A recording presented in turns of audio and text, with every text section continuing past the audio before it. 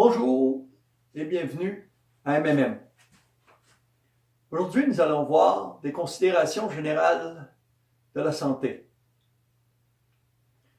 Quand je donnais les cours de Tai Chi,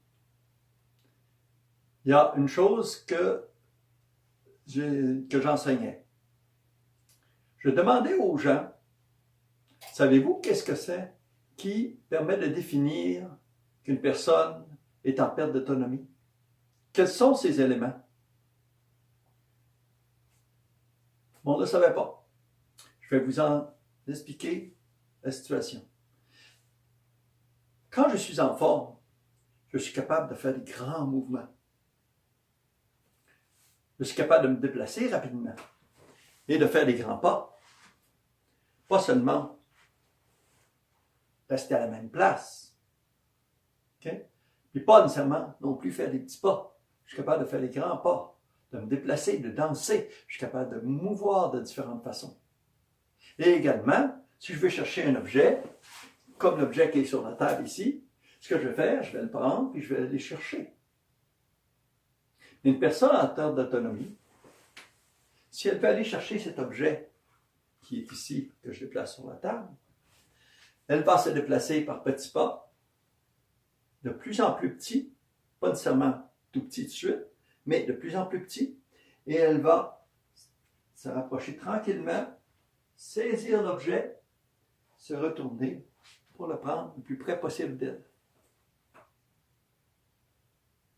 Ce qui fait que quand on vit en perte d'autonomie, ça peut arriver à n'importe quel âge. OK?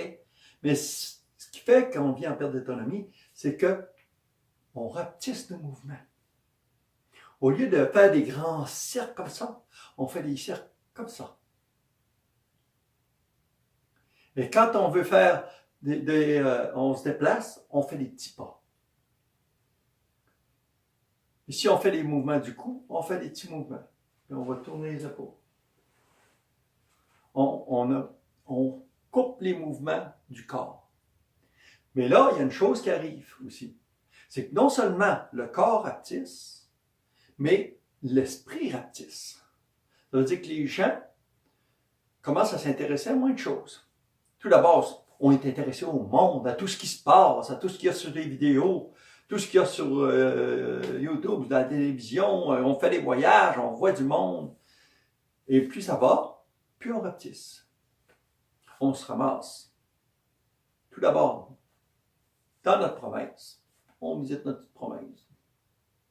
Ensuite, on visite notre petite ville. On reste dans notre petite ville. Puis tout d'un coup, on reste juste dans notre quartier. Ensuite, dans notre maison. Et on cesse de bouger. Mais, est-ce que c'est la poule avant l'œuf ou l'œuf avant la poule? Pourquoi? Est-ce que c'est l'esprit qui fait que le corps rapetisse? Ou c'est parce qu'on rapetisse que l'esprit rapetisse? Je n'ai pas de réponse à cette question. Aucune réponse. Mais je sais que si vous arrêtez de faire des grands mouvements et que vous ne prenez pas conscience que vous en faites des petits, ça veut dire que les gens qui font des tours de bras comme ça,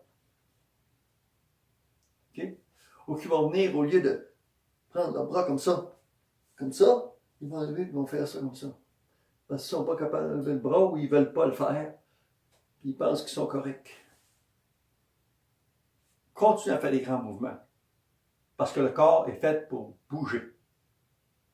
Il n'est pas fait pour rester statique. Alors, je vous souhaite bonne santé. Continuez à vous mouvoir et venez voir mon prochain vidéo.